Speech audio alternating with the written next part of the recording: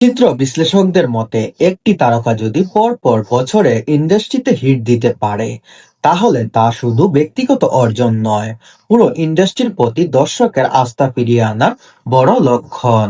এতে করে দর্শক যেন সিনেমা হলমুখী হচ্ছে, নতুন প্রযোজকদের বিনিয়োগের আগ্রহ বাড়ছে, পাশাপাশি আন্তর্জাতিক বাজারে বাংলাদেশি সিনেমার গ্রহণযোগ্যতা আরো শক্তিশালী হচ্ছে। শাকিব খান টানা তিনটি তিনটি বছরে সাফল্য প্রমাণ করেছে।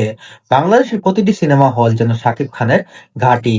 তার নতুনভাবে হাজির হওয়া এবং মানসম্মত নির্মাণ পেলে দর্শক আজও হলে ভিড়বে বলে প্রস্তুত, এমনটাই ধারণা করছেন অনেকেই।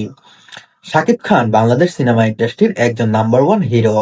সে টানা তিনটি ঈদে তার সেই তিনটা সিনেমায় তিনি সুপার হিট দিয়েছে। এমনকি সেই সিনেমাগুলো বাংলাদেশের ইন্ডাস্ট্রি সর্বপ্রথম ১০০ কোটি টাকা বাজেটের গ্রস কালেকশন করেছে, যা বাংলাদেশের ইতিহাসে সর্বপ্রথম শাকিব খানের সিনেমার করা কাজ।